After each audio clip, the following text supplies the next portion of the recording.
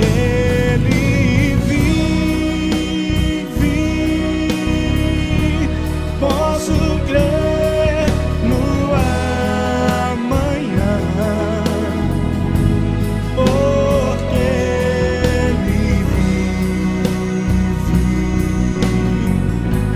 Temor não há. Bom dia, meus irmãos. Que a graça do nosso bom Deus seja com todos. Bom que você pode estar aqui nessa manhã. O intuito é a gente trazer a nossa lembrança, né? Aquilo que aconteceu lá no princípio. Claro que nós talvez estejamos um pouquinho longe daquela realidade, daquela manhã, daquela madrugada, mas a ideia é trazer mesmo, é nós pensarmos sobre isso, os acontecimentos. Os irmãos vão perceber que desde quinta-feira foi reunião normal na igreja com culto e oração, mas na sexta-feira nós já nos reunimos e nós cantamos a Deus, lemos a palavra, não tivemos pregação, apenas leitura, oração e cânticos, mas tudo voltado para aquele momento antecedente, né, à morte de Cristo. Inicialmente ele foi preso, depois ele é crucificado, nós terminamos aí.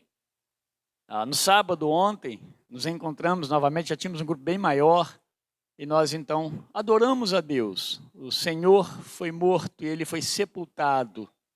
Nós falamos com o Senhor sobre o nosso pecado, mas nós olhamos para uma perspectiva mais adiante, que a Bíblia nos mostra, o Senhor que ressuscitaria.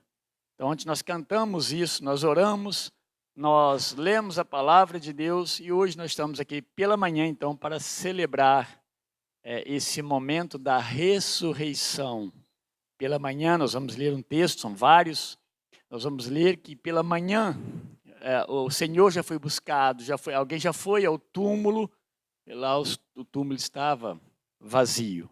Então, nessa manhã estamos aqui para isso, para trazer à nossa memória o grande feito de Deus. Talvez poderíamos continuar, né, amanhã, segunda-feira, nós olharmos para o ato de Jesus voltar ao céu, a sua ascensão.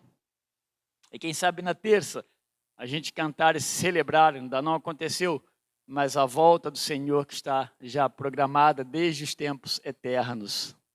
Mas que Deus nos abençoe. Eu quero, antes de ler a palavra, lembrar, meus irmãos, ao final deste culto, desse momento nosso aqui, a gente vai ter o café, tá? Então todos fiquem para tomarmos café juntos. É o fechamento desse tempo tão gostoso, tão agradável, que a gente quer passar junto.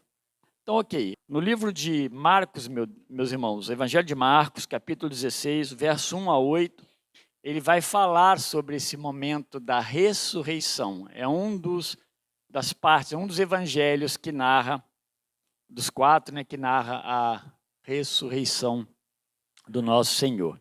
Eu pus ali, mandei projetar, para que a gente possa ler juntos, numa mesma versão, né?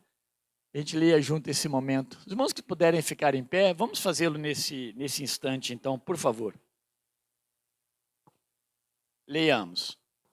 Passado o sábado, Maria Madalena, Maria, mãe de Tiago e Salomé compraram aloés para ungir o corpo. Bem cedo, no primeiro dia da semana, ao nascer do sol, foram ao túmulo.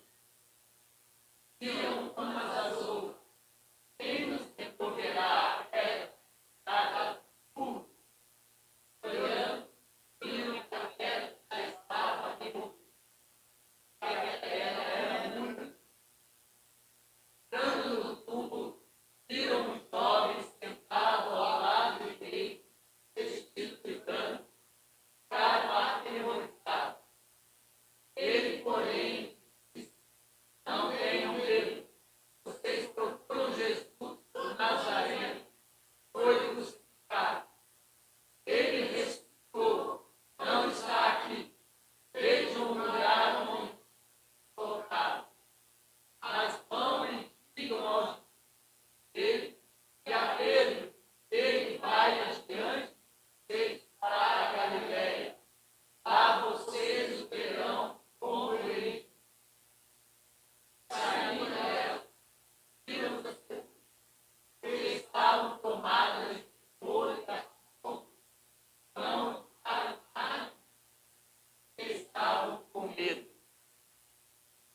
Ainda em pé, vamos orar ao nosso Deus. Senhor nosso Deus, isso já aconteceu, ó Deus. Desde a eternidade, o Senhor já havia nos garantido todas essas coisas, que para nós, ó Deus, elas parecem tão difíceis, quem sabe, ó Deus, impossíveis, mas o Senhor as determinou antes dos tempos, ó Deus, e elas aconteceram, e nós hoje vivemos sob essa graça maravilhosa, Deus, que alcança as nossas vidas, nos transforma, Senhor Deus, e nos coloca como parte do reino do Senhor. Muito obrigado, meu Deus. Obrigado porque nosso Senhor ressuscitou. Paulo disse a Deus que se nós não crermos nisso, a nossa fé perde sentido, é vazia. Nós temos a certeza de que o nosso Senhor venceu a morte. Onde está a morte, o teu poder? Não há poder na morte, porque o Senhor venceu a morte.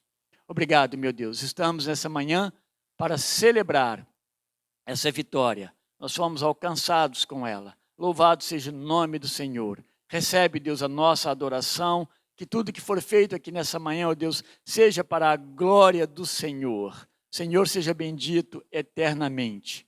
Obrigado, ó Deus, por nossas vidas. Obrigado por nos preservar. Obrigado por cuidar de nós, ó Deus, e nos dar esperança também.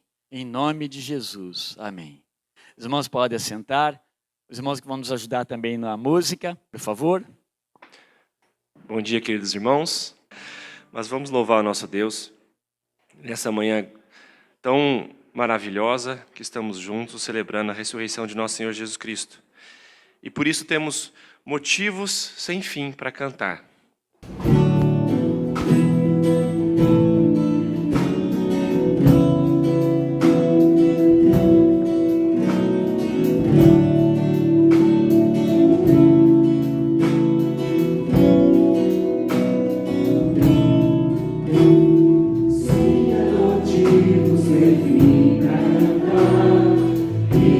Dizer com louvores, aquele que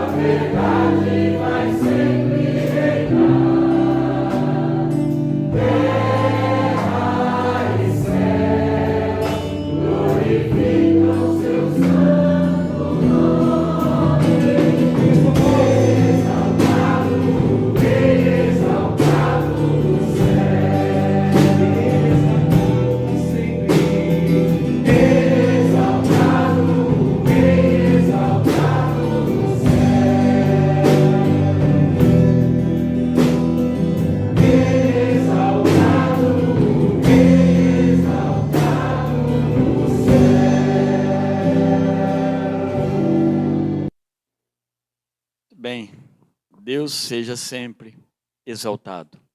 Quero compartilhar, meus irmãos, um tempo agora de confissão de pecados, arrependimento e perdão de Deus para as nossas vidas. Nós precisamos, nós necessitamos, nós dependemos da ação perdoadora de Deus sobre nós.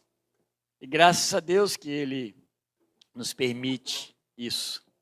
Ele perdoa o nosso pecado. Muitas coisas podem ser graves na nossa vida, muitas coisas podem ser ruins no nosso dia a dia. Mas aquele que não confessa seus pecados ao Senhor, não pede perdão, sim, esse está num sofrimento, e num momento de tristeza, e num acontecimento insolucionável. Mas quando pedimos perdão, Deus perdoa o nosso pecado. Nós somos filhos de Deus.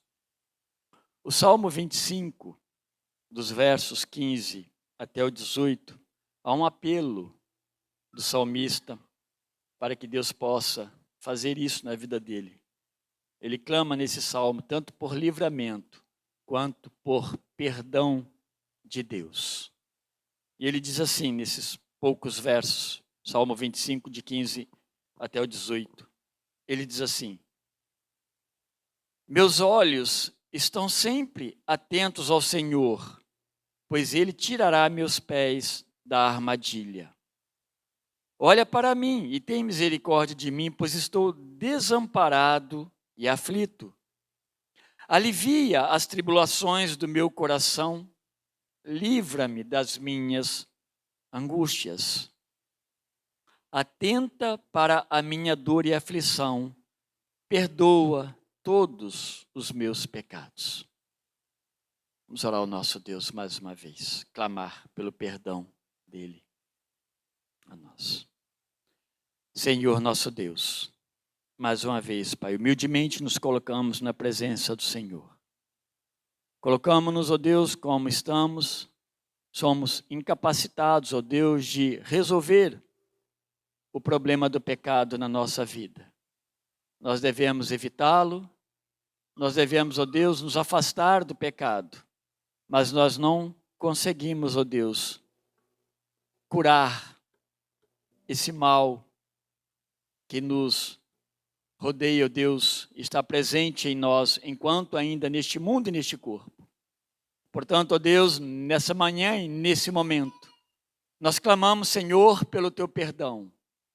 Somos pecadores, sabemos disso, ó Deus. Desde o momento em que nós nos afastamos do Senhor, nós escolhemos, ó Deus, naquele dia, pecar.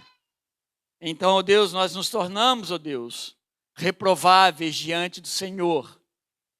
E nós só encontramos aprovação, ó Deus, em Cristo Jesus.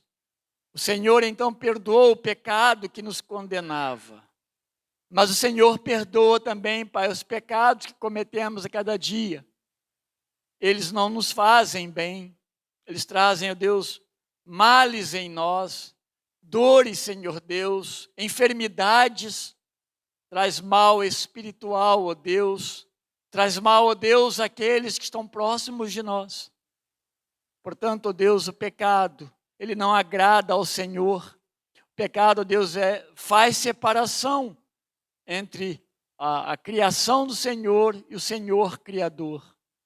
Portanto, ó Deus, pedimos que perdoe os nossos pecados, as nossas más intenções, os nossos planos, ó Deus, planos malignos, muitas vezes, as nossas ações, nossas palavras. Ó Deus, perdoa-nos. Permita-nos, ó Deus, que tenhamos, ó Deus, a alegria de estar na tua presença, mas não, ó Deus, na prática do pecado. Senhor, ó Deus, alertaste a Caim, ó Deus, que tomasse cuidado, porque o pecado estava próximo dele.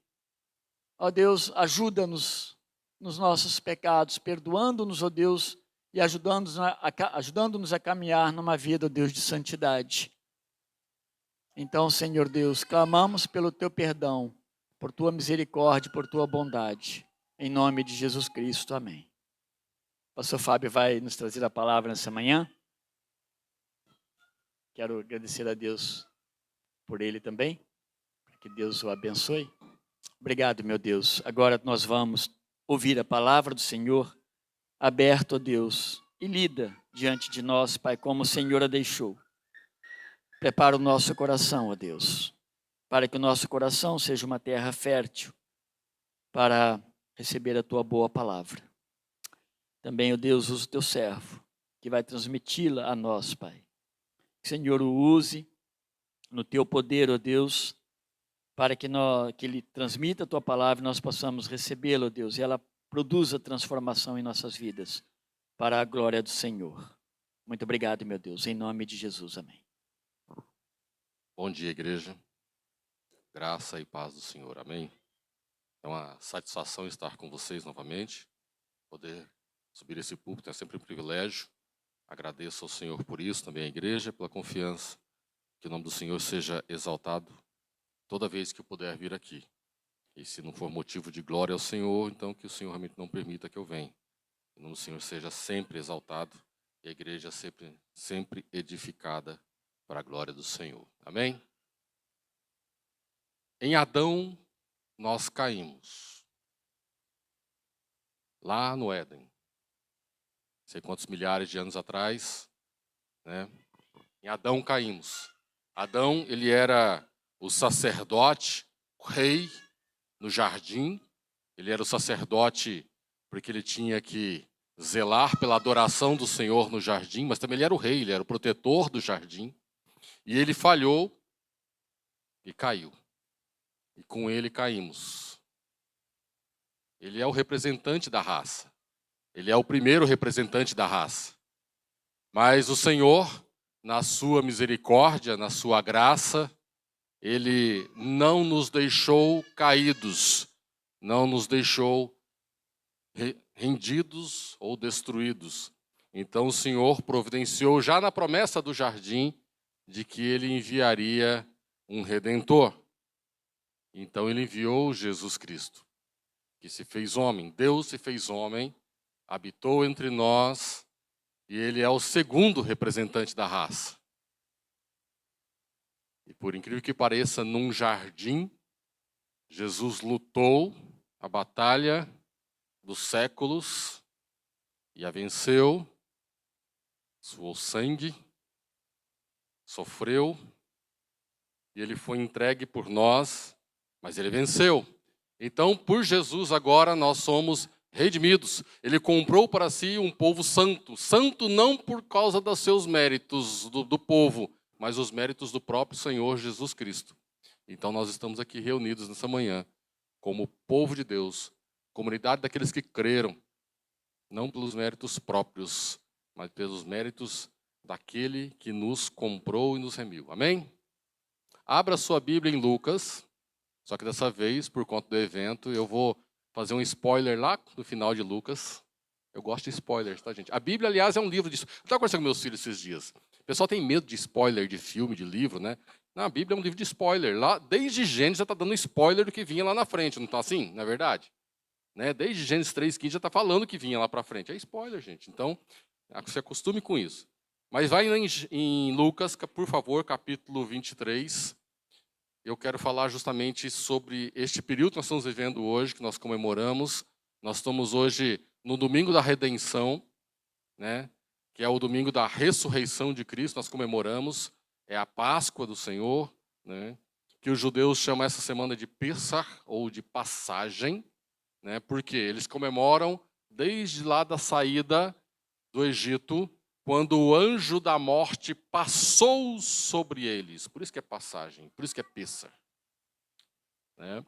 Porque houveram as 10 pragas, então a 10ª praga tinha a ver com os primogênitos, em que os judeus, aqueles que creram, né, fizeram porque creram, que tinha que sacrificar um animal inocente, né, sem manchas, e passar sangue nos umbrais das portas.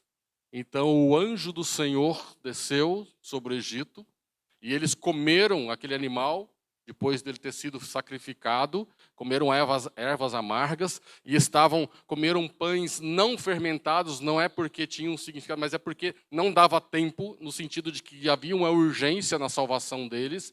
Então o pão não deu, a massa não levedou, então fizeram pães não fermentados, comeram ervas amargas e comeram a carne daquele cordeiro que eles sacrificaram para usar o sangue para passar nos umbrais de suas portas. Foi um ato de fé. Né? Porque eles viram as pragas no Egito, né? Nada além da palavra de Deus através de Moisés podia dizer para eles que eles estavam isentos se passassem o sangue no umbral das suas portas. Então eles fizeram isso, e dentro das suas casas, já com as roupas de saída, com os seus cajados em mãos, a sua mala feita, por assim dizer, e eles comeram apressadamente aquela refeição. E o anjo da morte desceu naquela noite sobre o Egito. E nas casas onde havia a marca do sangue nos umbrais, este anjo passou por sobre.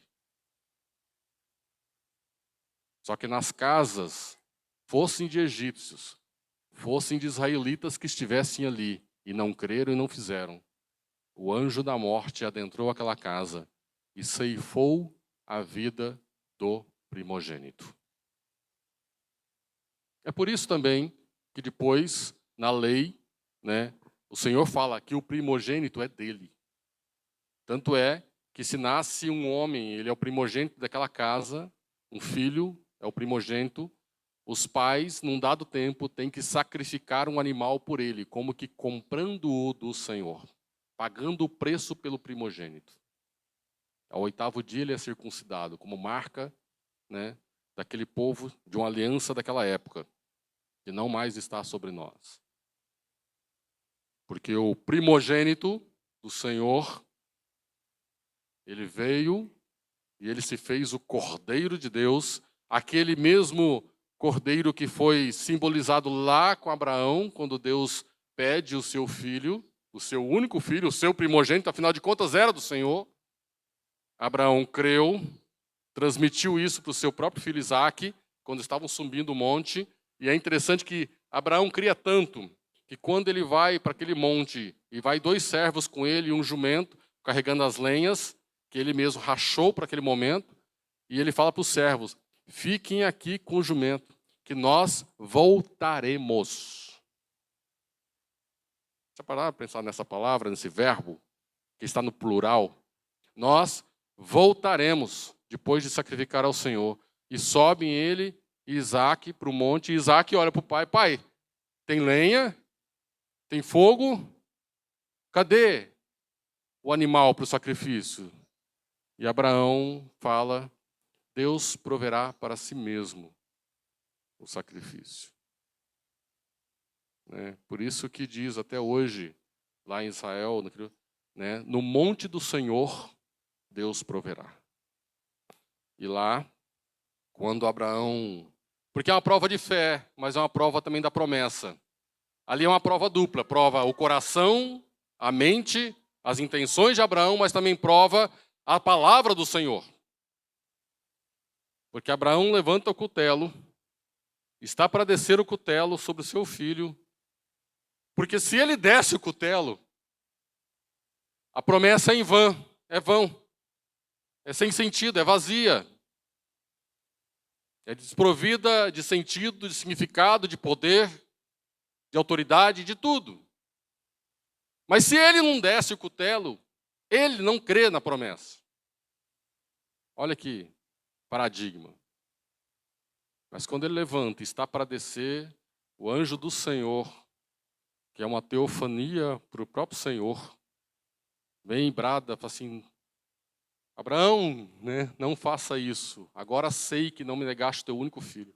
E há um cordeiro preso pelos chifres num arbusto. E Deus, como diz Abraão para o seu próprio filho, Deus proveu para si mesmo o sacrifício.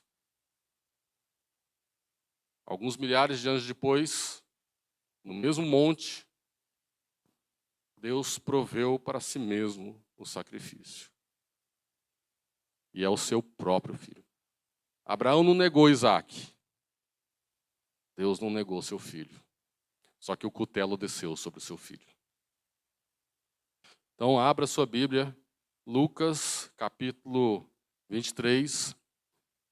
Eu vou pegar do momento dramático e vou encerrar essa mensagem num momento dramático. Ela tem 3 perícopes. Ela pega a perícope da morte de Jesus, ele pega a perícope do sepultamento de Jesus e da ressurreição de Jesus. E que Deus nos abençoe para trazer algo para nossos corações, nossas mentes, para a prática de nossas vidas hoje. Lucas capítulo 23, a partir do versículo 44, diz assim: Já era quase a hora sexta. Óculos é bom e ruim, né? Óculos é bom para perder e ruim para adaptar. Já era quase a hora sexta, e escurecendo-se o sol, houve trevas sobre toda a terra até a hora 9. E aqui quero parar um pouquinho para a gente entender a dramaticidade desse momento. Os judeus, naquele período, eles dividiam dias em 2 períodos de 12 horas. Então, às 6 da manhã, mais ou menos, hora da alvorada, começava-se a contar as horas do dia. E esse dia, ele prosseguia até quando o sol se punha. Depois começava a contar de novo outro período de horas, mas o dia começava, de fato, na manhã, na alvorada. Não lá meia-noite, de manhã. E ele dividia em períodos de 6 horas. Então, ele dividia em períodos de vigília. À noite eram as vigílias e dividia em terços, por assim dizer, né? Terços não, em quartos de hora o dia. E quando ele fala que já era quase a hora sexta, você tiver a NAA aí na sua mão, ele fala que era quase meio-dia. E está certo isso. Então, o que aconteceu antes, precedente isso aqui? Jesus faz a ceia, sua última ceia com seus discípulos, que ele desejava ardentemente, e nós vamos fazer a ceia ao final dessa mensagem, e o texto de hoje é em Lucas também. Mas Jesus, ele ansiava por esse momento, e ele faz a ceia, ele antecipa, aliás, a ceia para um dia anterior, a noite anterior, e ele faz a ceia com seus discípulos, ele ressignifica o pão e o vinho. O vinho era algo novo na ceia, porque não tinha na época lá de Moisés a ceia original, a peça. Então Jesus dá um novo significado para tudo aquilo. E ele inclui o vinho, eles tomavam vinho, mas ele não tinha significado espiritual, teológico, religioso nenhum. Mas agora Jesus dá um significado. Então, acontece a traição de Jesus, ele vai para o jardim ali, acontece a traição por Judas. É no jardim que Jesus tem essa luta com Deus, sobre a vontade de Deus Pai, sobre ele, e ele é obediente, e obediente até a morte, morte de cruz. E lá os soldados do templo vêm e sacam ele dali, levam prisioneiro, levam perante, né, o Sinédrio. O Sinédrio não se reunia à noite, mas eles fazem todo um trabalho mal feito, né, contra a Constituição do momento. Não estão todos os 70 necessariamente ali, mas está a maioria, e eles se reúnem e fazem essa coisa para condenar Jesus, porque Jesus, ele era um daqueles que ele estava denunciando os problemas da religião da época, a religião estabelecida, e ele está anunciando a caducidade dessa religião, desse sistema religioso.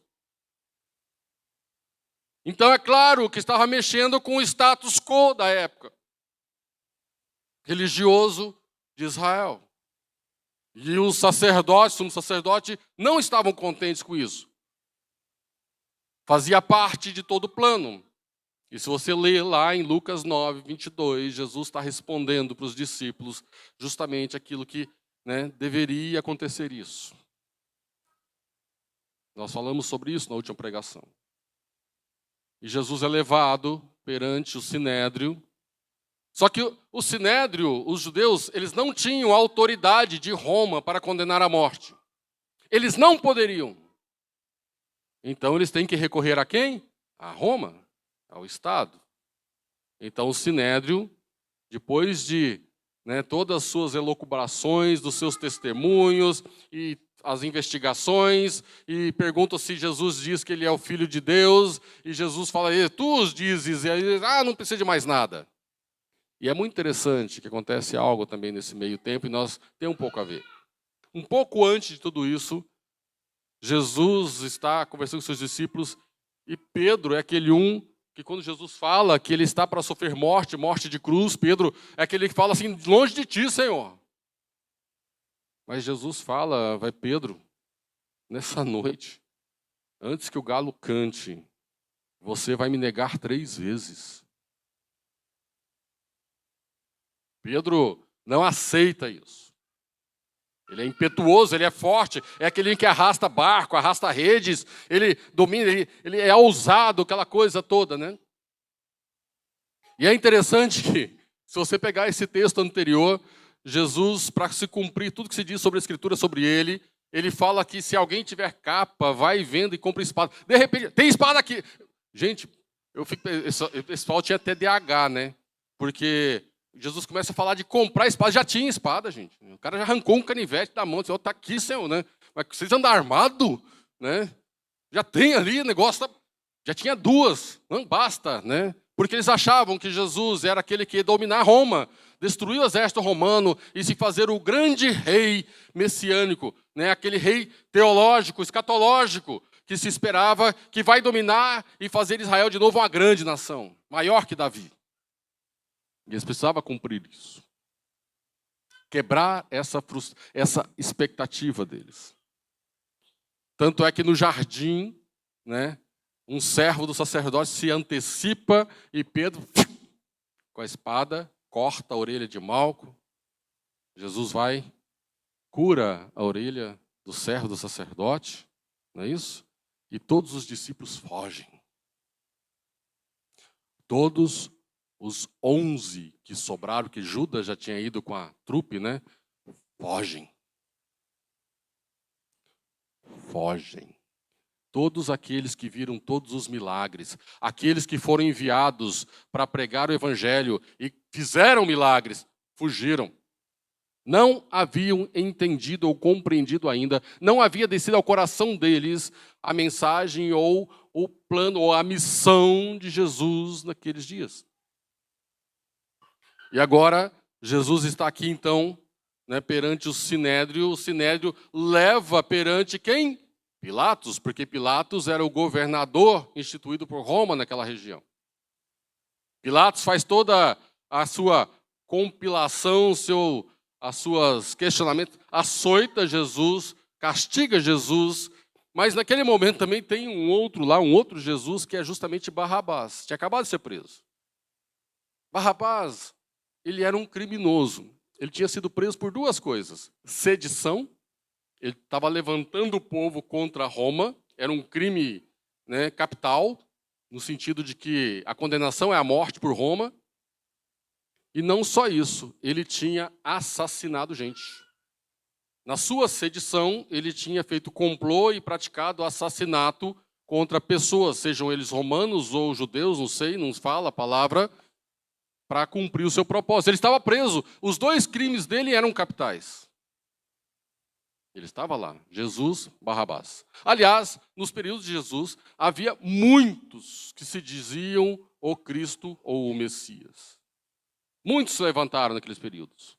Jesus era mais um na mente do povo, de Roma, dos sacerdotes, Era mais um no imaginário. Só que algo acontecia diferente com ele. E diante de Pilatos, Pilatos não tem como condenar, Aí eles estão falando que Jesus fala que ele é o rei dos judeus. Então, você, rei dos judeus? Herodes, ele é da Galileia. Herodes, que era o tetrarca da Galileia, estava por Jerusalém naqueles dias por causa das festas. Aí Pilatos fala, vou mandar para Herodes, ele que se vira com isso. E é interessante que Pilatos e Herodes, eles eram inimigos mortais. Você acredita que esse evento com Jesus os levou a fazer as pazes? Se tornar amiguinhos? Então, Pilatos manda Jesus, e Herodes ele é menos condescendente com Jesus do que Pilatos. Eles zombavam, batiam, né, vendavam os olhos deles e batiam, fala, profetiza, quem te bateu? Né? Colocaram a coroa de espinhos nele, porque ele era o rei, né? O açoitaram, colocaram um manto púrpura de rei sobre Jesus, cuspiram nele. E Herodes mandou de volta para Pilatos.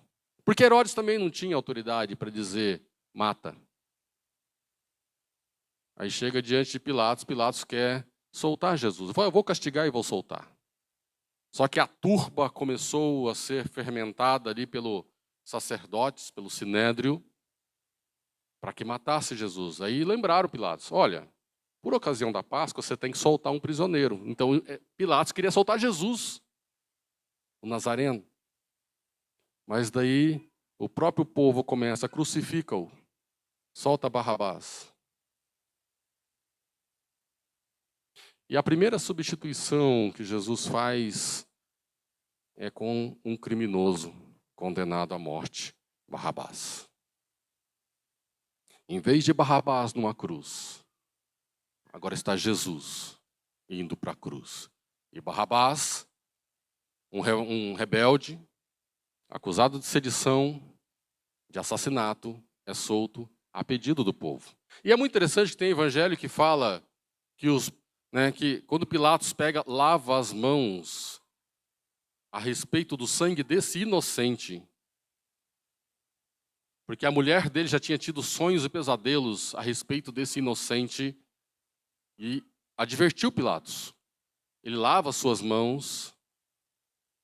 O povo mesmo, o judeu, fala, caia sobre nós e nossos filhos o sangue dele. Interessante, né? Porque para que nós tenhamos salvação, o sangue de Cristo ele tem que cair sobre nós. A justiça de Deus, ela pede a morte do condenado.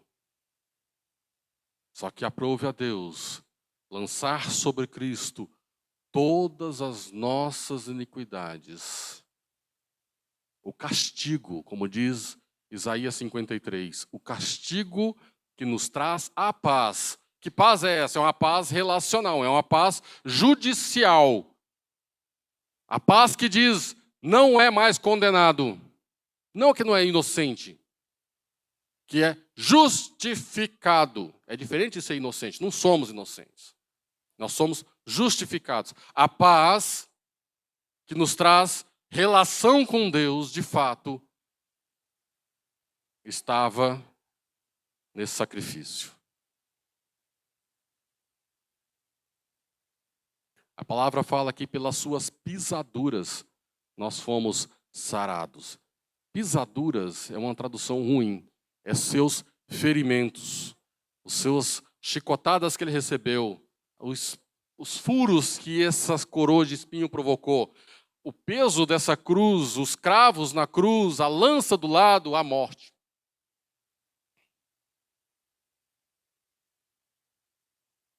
Então, Jesus carrega essa cruz através da cidade.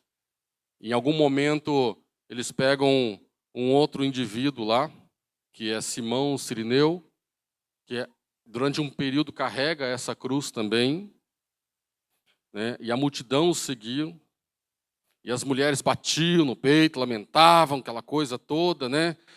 Jesus, porém, olhando para as mulheres que eram suas seguidoras, né?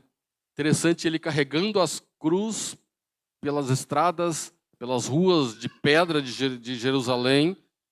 Ele olha para aquelas mulheres que eram suas discípulas filhas de Jerusalém, não choreis por mim, chorai antes por vós mesmas e por vossos filhos. E naquele momento Jesus ainda profetiza sobre o que está por vir sobre Jerusalém, porque dias virão em que se dirá: bem-aventuradas as estéreis que não geraram nem amamentaram. Nesses dias dirão aos montes, caí sobre nós, e aos outeiros, cobri-nos, porque se em lenho verde fazem isso, que será de um lenho seco? E também eram levados outros 2 malfeitores para serem executados. Aqui nós temos uma lição. Não lamente a morte de Jesus. O que Jesus está dizendo é que este sacrifício que está acontecendo é para a sua saúde diante do Senhor. Então Jesus é crucificado no centro de 3 cruzes e há 2 malfeitores. Inclusive há uma conversa, né, entre eles, e um deles chega para Jesus e fala: se é mesmo o Cristo, né, sai dessa cruz e tira a gente daqui também. Aí o outro fala assim: você não teme? Nessa hora você não teme? Nós estamos aqui porque nós fizemos coisas más e nós somos merecedores desse sacrifício, mas ele não. Aí ele se volta para Jesus e fala: Senhor, lembra-te de mim quando vieres em teu reino. E Jesus, na sua imensa graça e misericórdia, porque aquele homem creu, fala: hoje mesmo estarás comigo no paraíso. Aí chegamos no versículos que nós vamos ler, né? E já era quase a hora sexta, escurecendo-se o sol, houve trevas sobre a terra até a hora 9. É interessante que tem 2 eventos que acontecem nesse período, na época acontecia em Israel. A hora sexta é a hora do sacrifício vespertino. É a hora que os sacerdotes sacrificavam pela nação um animal. Era a hora do sacrifício vespertino. Um animal era sacrificado no templo. No mesmo momento em que o animal estava sendo sacrificado no templo, o Filho de Deus estava sendo sacrificado lá no Calvário. E às 3h da tarde, era a hora da oração vespertina. E é interessante que é o último momento, é a última oração de Jesus. E algo miraculoso acontece, porque o céu se escureceu. Ah, mas houve um eclipse. Não, não houve eclipse, porque a Páscoa se dá na lua cheia. E a lua cheia, a lua está do outro lado da terra em relação ao sol. Não tem como ter eclipse lunar nesse período. É uma impossibilidade astronômica. Ah, e teve nuvem, não sei, o céu ele não fala. Mas simplesmente fala que houve trevas sobre toda a terra. Porque a batalha espiritual estava ocorrendo naquele momento. Havia um lamento divino pela morte do Deus homem. Porque era uma batalha espiritual por toda a vida. A maior das batalhas acontecendo. Em que Deus se fez homem e agora está morrendo pelos nossos pecados. É a batalha da luz contra as trevas. É interessante que toda vez que se fala de trevas na Bíblia, é que porque há juízo, é lamento, é um lamento profundo. E neste momento, diz o versículo 45, e rasgou-se pelo meio o véu do santuário. No templo havia pelo menos 2 véus. Havia o do Santo dos Santos, e havia o véu que separava o pátio dos gentios do pátio dos judeus, onde somente os homens judeus podiam entrar. E é muito provável que Lucas está falando do primeiro, né, desse separo, porque é o véu visível. Só que é uma dúvida entre os teólogos, né? Porque agora os gentios também teriam acesso, porém, muito mais provável que ele está falando do véu interior, em que separa o lugar santo, que o acesso era só de judeus, mas ao lugar santíssimo, que apenas o sumo sacerdote podia entrar uma vez por ano. Porque nos céus, o escritor de Hebreus fala que Jesus entrou definitivamente, uma vez por todas, diante de Deus Pai, aspergindo o seu sangue no santo dos santos dos céus. Porque o que há na terra é sombra do que há nos céus. Mas o evento é significativo. Mas acontece de algo de maneira tremenda, que as pessoas percebem que algo aconteceu. Rasgou-se o véu. Então, simbolicamente, o acesso dos homens para Deus foi aberto. E de maneira definitiva. E é interessante que em Hebreus também fala que nós devemos entrar com ousadia diante do Senhor, pelos méritos de Jesus. Nós não devemos ter vergonha, ou timidez, ou constrangimento. É com ousadia, porque foi aberto definitivamente o acesso a Deus Pai através do corpo e do sangue do seu Filho Jesus. Então, às 15 horas da tarde, Jesus clamou em alta voz: Pai, nas tuas mãos entrego o meu espírito. Ele não está falando do espírito descarnado, ele está falando de si mesmo. Eu, como um todo, completo, indivisível, me entrego nas suas mãos. E dito isto, expirou. Gente, você parou para perceber algo aqui? Que Jesus, mesmo neste momento, ele detém todo o poder, ao ponto de escolher a hora que morre.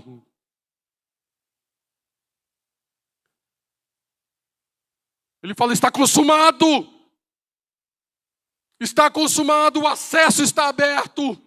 O sacrifício foi feito e foi aceito pelo Senhor. A obediência foi completa. Pai, nas tuas mãos me entrego. E expirou. E aqui vem algo espetacular. Tem um centurião ali. Não sabemos o nome dele.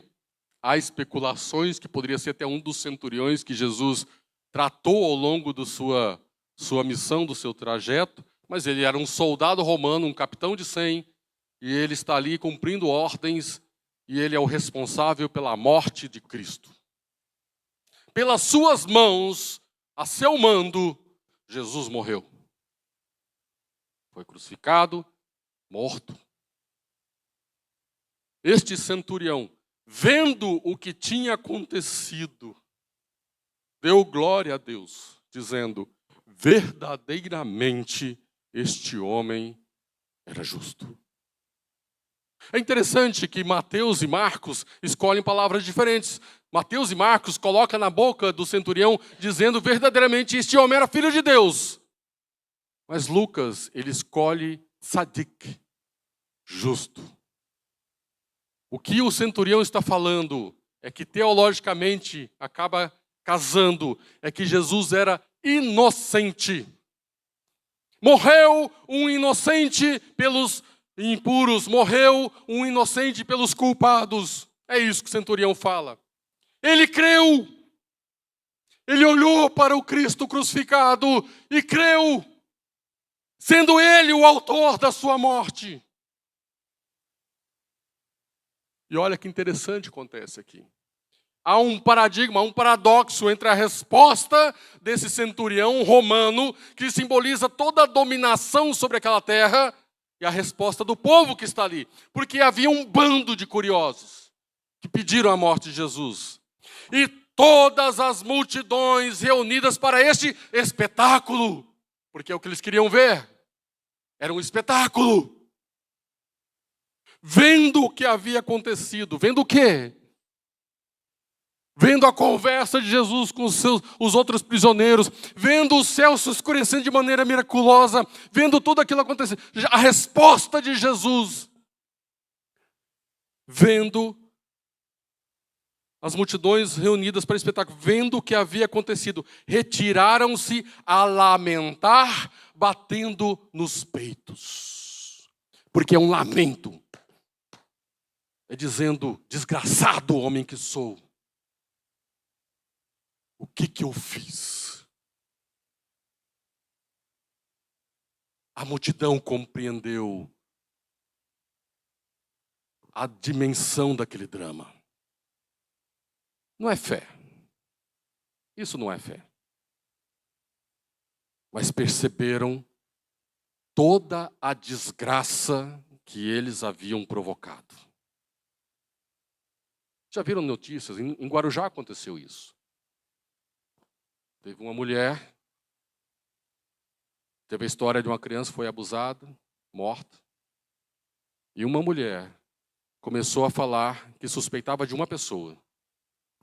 E isso foi correndo a boca miúda. A multidão foi tomando o corpo. Lincharam a pessoa e mataram a pessoa. Por causa de um boato. É a mesma sensação.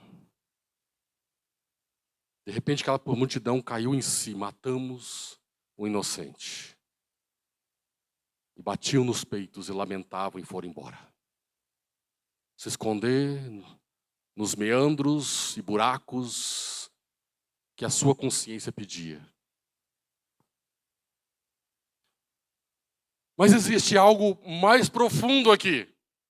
E, entretanto, todos os conhecidos de Jesus, ou seja, os seus 11 discípulos, as mulheres que o seguiam, e toda aquela classe secundária não menos, né, mas não eram os 12 escolhidos, mas toda aquela classe de discípulos que seguiam Jesus, que gostavam dele, que estavam ali junto dele, né, que o tinham seguido desde a Galileia.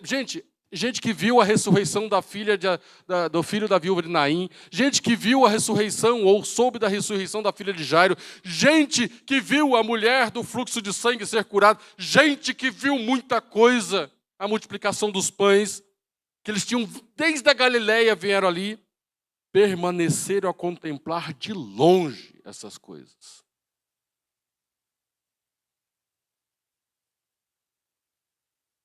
Milagre? Milagre não salva.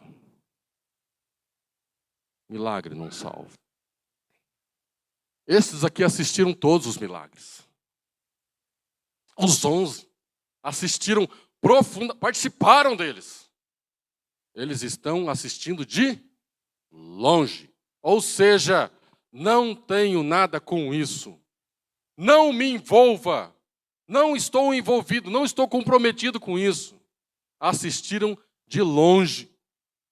A palavra mais próxima que tem é de um centurião que olha verdadeiramente este era justo. Nem os discípulos estavam ali. Não é porque você gosta de Jesus que isso vai garantir um lugar à mesa do Pai na consumação de todas as coisas. Não é porque você é simpático ao cristianismo que isso vai mudar alguma coisa na sua vida. E eis que certo homem chamado José, membro do Sinédrio, homem bom e justo. É muito interessante que em Lucas só tem 2 pessoas que recebem a alcunha de bom. Jesus e José de Arimateia. Interessante, né? E José de Arimateia, ele era membro do Sinédrio, dos 70. Que não tinha concordado com o desígnio e a ação dos outros. Ele era natural de Arimateia, cidade dos judeus, e que esperava o reino de Deus. Em outros textos, como Marcos e Mateus, falam que ele era um discípulo de Jesus. Mas ele era aquele discípulo anônimo. Ele é alguém que cria, esperava ansiosamente. Mas ele não estava ali no meio. Era aquele que em algum momento, tipo o centurião que chega e fala, Senhor, com uma palavra.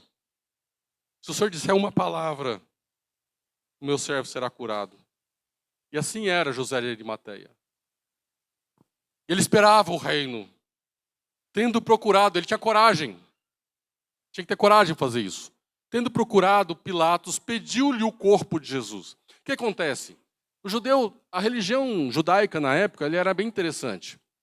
Eles tinham um conceito de piedade bastante elevado para com os mortos. Então, os romanos, pela desgraça do crucificado, eles o deixavam ali até apodrecer, o corpo se descarnar e se desfazer lá na cruz. Mas os judeus, quanto dependia deles, eles tiravam os corpos, mesmo dos inimigos, e os sepultavam. Porque para eles era horrendo demais isso. Era uma coisa além da imaginação para eles. Mas principalmente na sexta-feira, que vai começar, né, o Shabat, às 18 horas. Não poderia, pela lei judaica, permanecer corpo na cruz durante o Shabat. Então, José de Arimateia, que era um homem bom e justo, ele procura Pilatos e pede o corpo de Jesus. Era 15h, gente. Rapidinho, Pilatos cede, ele vai lá, talvez com a ajuda dos soldados romanos, envolve o corpo de Jesus em linho, desce-o da cruz, ele enrola o corpo de Jesus numa faixa de linho e o deposita num sepulcro ali perto, que era dele mesmo, cavado na rocha, nunca utilizado. E era um sepulcro de rico, porque era na frente do jardim, tinha uma pedra para rolar na frente, só rico tinha isso. Olha lá. E tirando-o do madeiro, envolveu num lençol de linho e depositou num túmulo aberto em rocha, onde ainda ninguém havia sido sepultado. Porque o sepulcro é um negócio caro. Depositava lá no sepulcro de pedra, depois de algum tempo, desfazia, assim faz, né? Tirava os restos e colocava numa espécie de ossuário, que era uma caixa de pedra pequena, e colocava na sepultura da família. Mas então ele coloca Jesus nessa sepultura que nunca foi usado. Era o dia da preparação e começava o sábado. Então, a sexta-feira à tarde é a preparação para o Shabat. As mulheres que tinham vindo da Galileia com Jesus, eles ficaram seguindo de longe. Elas ficaram seguindo de longe José de Arimateia, viram o túmulo e como o corpo fora ali depositado. Então, se retiraram para preparar aromas e bálsamos, porque Jesus não foi sepultado de maneira adequada, conforme os rituais. E no sábado descansaram, segundo o mandamento. Eles eram estritos obedecedores da lei. No sábado, descansaram. Eu lembro até hoje, a Valentina pequenininha, uma vez ela desenhava um sepulcro, com 3 cruzinhas assim, né? Ela tinha várias variações, né? Aí tinha um Senhor ressurreto, aí tinha uma pessoa chorando, perguntando, quem é as pessoas? Sou eu, né? E Jesus lá em cima. Aí tinha um que me intrigou, né? Tinha as 3 cruzes vazias, tinha um túmulo com a pedra. Eu falei assim, minha filha, tem uma pedra na frente do sepulcro, as cruzes estão vazias, a pedra, tem ninguém, é sábado, pai. É mais teológica que eu. Correto, no sábado não aconteceu absolutamente nada. Mas, no primeiro dia da semana, alta madrugada, você acordou cedo hoje, né? Meu relógio despertou 4h30, eu falei, não é muito. Eu adiantei um pouquinho, mas mesmo assim já tinha acordado. Alta madrugada, foram elas ao túmulo, levando os aromas que haviam preparado. E encontraram a pedra removida. Os soldados que estavam ali, né, nos outros evangelhos falam, nem estavam mais lá. Encontraram a pedra removida do sepulcro. Mas ao entrarem, não acharam o corpo de Jesus. Aconteceu que, perplexas a esse respeito, apareceram-lhe 2 varões. Marcos fala de 1, Lucas fala de 2. Talvez elas estão falando do 1 de Marcos, que falou com elas, né, mas tinha 2. Com vestes resplandecentes. Estando elas possuídas de temor, baixando os olhos para o chão, eles lhes falaram. E essa frase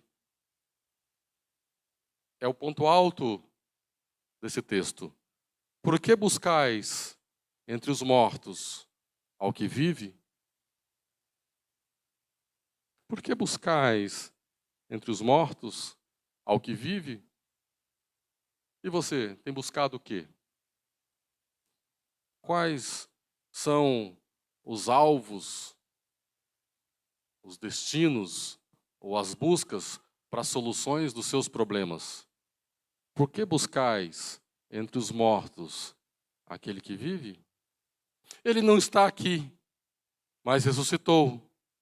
Lembrai-vos de como vos preveniu estando ainda na Galileia, quando disse, Lucas 9, 22, importa que o Filho do Homem seja entregue nas mãos de pecadores e seja crucificado e ressuscite ao terceiro dia. Jesus falou isso. Eles não atinaram. E agora tem um anjo falando com elas, lembrando as palavras de Jesus. Então se lembraram das suas palavras. E voltando do túmulo, anunciaram todas essas coisas aos 11 e a todos os mais que com eles estavam. Eram Maria Madalena, Joana e Maria, mãe de Tiago. Mas também tinha Salomé e muito provavelmente tinha outra. Eram 5 mulheres. Também as demais que estavam com elas confirmaram essas coisas aos apóstolos. E aqui entra o paradigma nosso de hoje. Tais palavras lhes pareciam como delírio e não acreditaram nelas. A palavra grega delírio é leros. Aquilo que é totalmente desprovido de qualquer valor, conversa fiada, bobagem, tolice. As mulheres, elas na época, elas não tinham voz. De fato, elas não poderiam ser usadas como testemunhas num tribunal. Era a condição da época. Só que Lucas e tantos evangelistas tratam e dá valor para o testemunho dessas mulheres. Só que os discípulos nos dias lá, eles consideram o que elas estavam falando como leros. Não porque eram mulheres, podiam ser homens falando com eles. Porque eles não criam. A fé, ela não é resultado inevitável da evidência.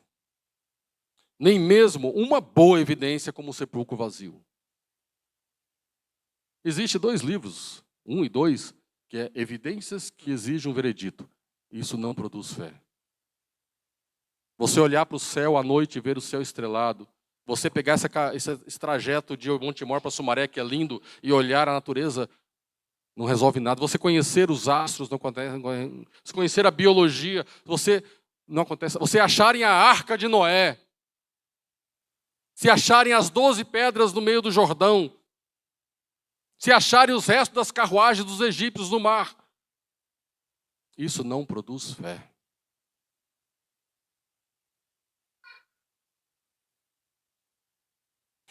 Deus mesmo escolheu o que para o mundo é loucura. Porque a morte de Jesus é loucura para este mundo. Paulo fala, lá em 1 Coríntios 1, 27, que é loucura. É loucura. Pedro, porém, levantando-se, correu ao sepulcro. E baixando-se, nada mais viu, senão os lençóis de linho. E retirou-se para casa, maravilhado com o que tinha acontecido. E aí, Pedro creu? Não creu também. Pedro, aquele que declarava que Jesus era o Cristo, aquele que dizia, combativo, tinha uma espada, cortou a orelha de Malco, mas que Jesus falou que ele ia negá-lo 3 vezes e negou. Esse Pedro acabrunhado, talvez movido de contradições internas, ele estava maravilhado por algo, mas não pelo milagre. Pedro não creu.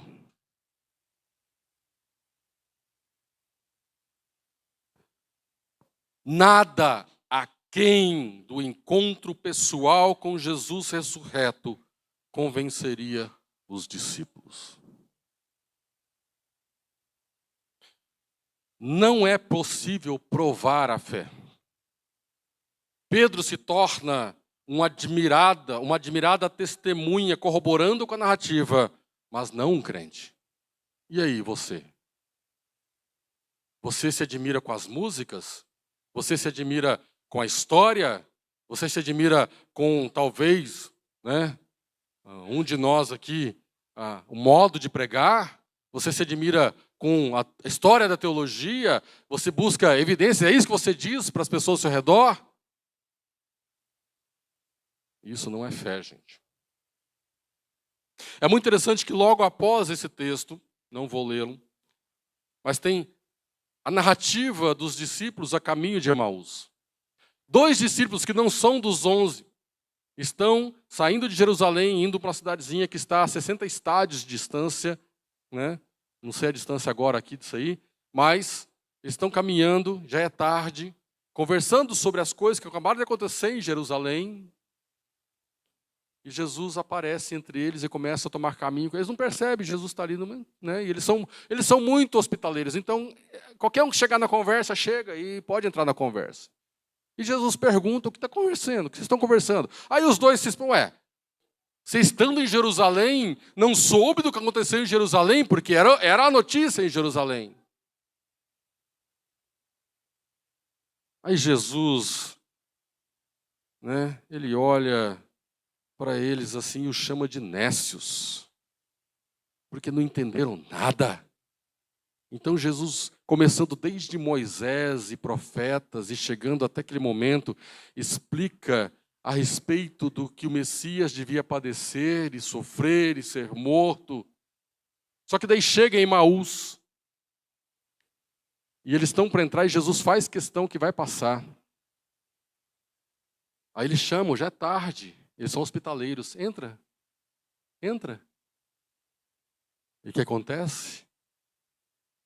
Aí tem uma refeição e Jesus pega o pão e parte o pão, dando graças. E de repente, aconteceu que quando estavam à mesa, tomando ele o pão, abençoou e tendo partido lhes deu. Então se lhes abriram os olhos e reconheceram, mas ele desapareceu da presença deles.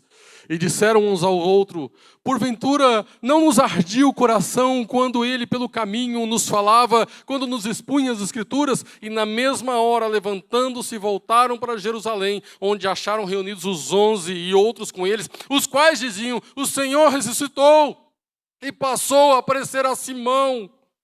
Então os dois contaram o que lhes aconteceram no caminho e como fora por eles reconhecido a partir do pão. Se você não tiver um encontro pessoal com Cristo,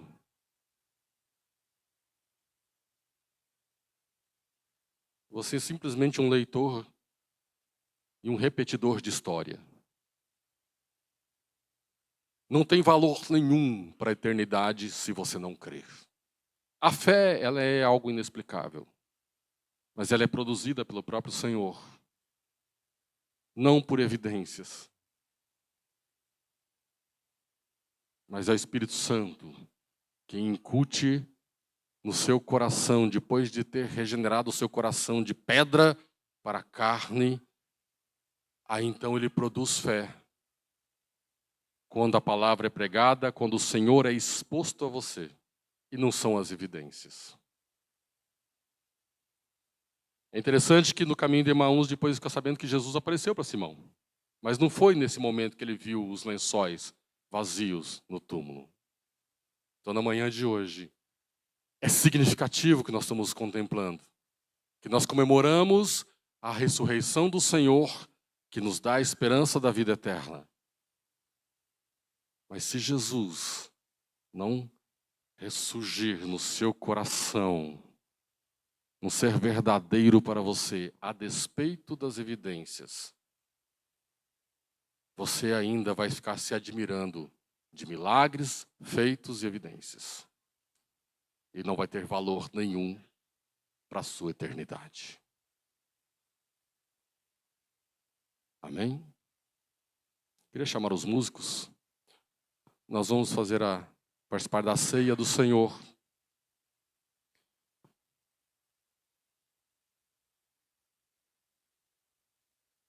Eu quero que enquanto os músicos chegam, você abra em Lucas, só vira uma pagininha para trás aí, capítulo 22, um pouco antes de Jesus ir para o Getsêmani e de lá ser preso.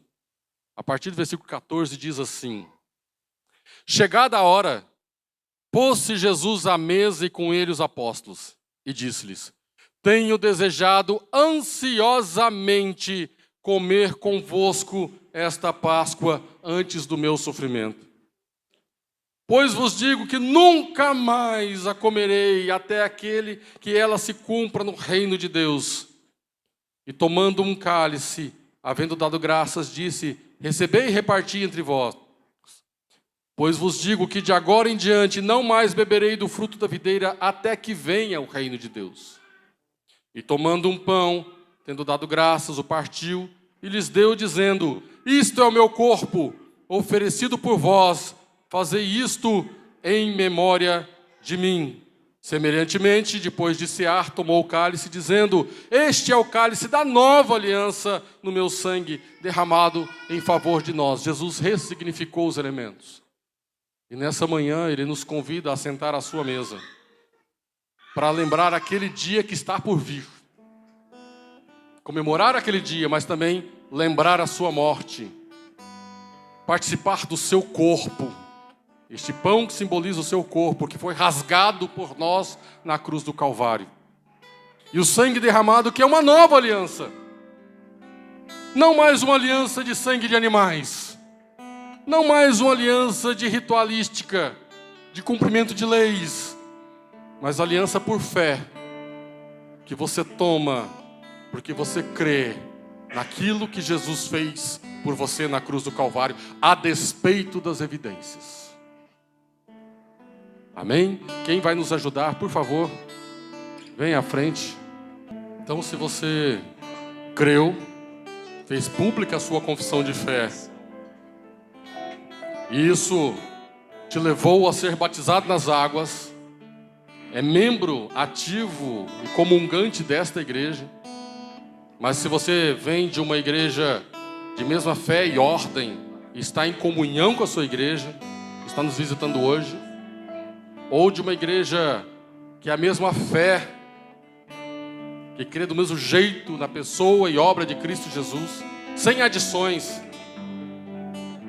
sem mudações, você também está em comunhão com a sua igreja, é convidado a participar da mesa e do corpo do Senhor. Vamos orar neste momento, já agradecendo ao Senhor pelos elementos, pela pregação. Senhor, te louvamos pela graça suprema do Senhor sobre nossas vidas, porque o Senhor é soberano mesmo na fé. Ó Deus, louvado seja o teu santo nome. Bendito seja o Senhor pela obra redentora completa de Jesus Cristo na cruz do Calvário, naquele sepulcro e ressuscitado.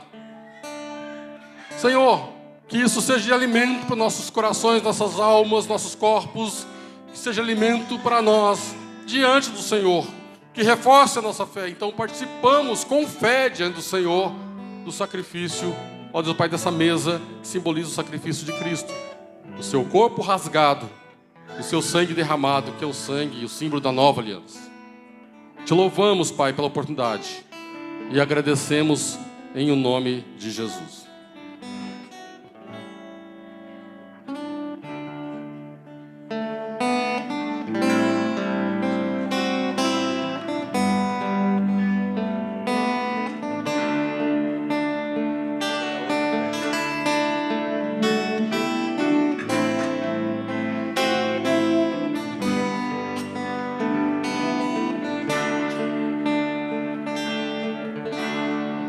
Só em Jesus confiarei, é minha força, a luz.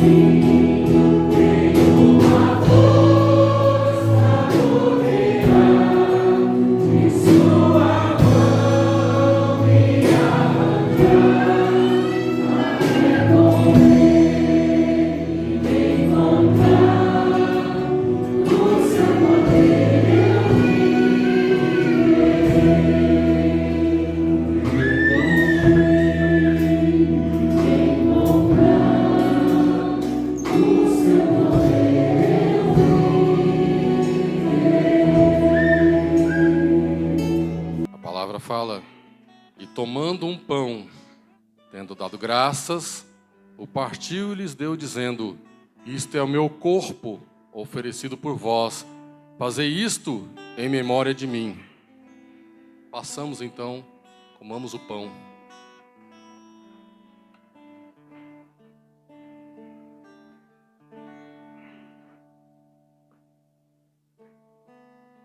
Semelhantemente, depois de cear, tomou o cálice, dizendo: este é o cálice da nova aliança no meu sangue, derramado em favor de vós.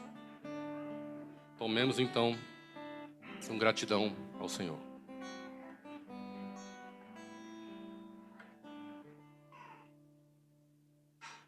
Senhor, gratos somos ao Senhor por esse dia. Que dia, Senhor? Almejamos aquele outro dia, onde não terá mais fim. É o dia dos dias. Não haverá mais dor, não haverá mais lágrimas, apenas celebração diante do Senhor e do Pai. Louvado seja o teu santo nome. Obrigado por esse dia. Obrigado também pelo tempo que estaremos uns com os outros ali no nosso café. Amém. Aleluia, ao Cordeiro que venceu. Aleluia, aleluia, Jesus Cristo Redentor. Isso o dia que Ele deu sua vida pelos seus. Esse dia numa lei, pendurado, redimido, Cantaria suportou, branca ovelha São passou, cada espinho que o feriu, resgatou-nos para Deus. Aleluia, aleluia, ao Cordeiro que venceu. Aleluia, aleluia, Jesus Cristo Redentor. O Cordeiro ferveu, em seu ouro padeceu. Uma lança o perfurou e nariz onde jogou. Água e sangue misturou pra lavar e redimir nosso coração tão vil.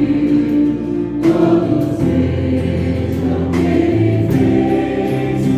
Aleluia, aleluia, ao Cordeiro que venceu. Aleluia, aleluia, Jesus Cristo Redentor. Ó Cordeiro dos conselhos, tua graça, teu perdão, quanta confiança em ti, nos faltar e vacilar. Por favor, perdoe-nos, Cristo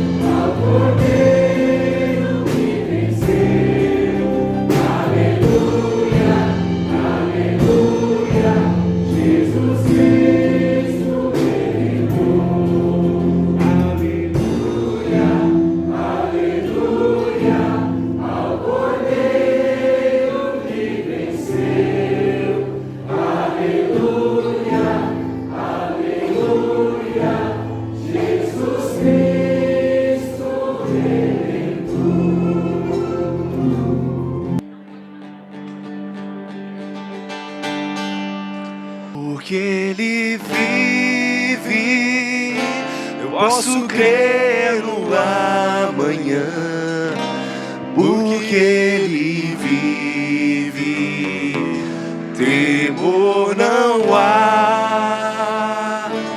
Mas eu bem sei, eu sei que a minha vida está nas mãos do meu Jesus, que vivo está, porque Ele vive.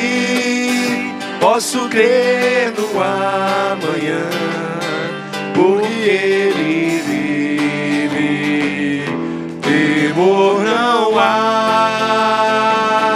Mas eu bem sei, eu sei que a minha vida está nas mãos do meu Jesus, que vivo está. Está nas mãos do meu Jesus, que vivo está.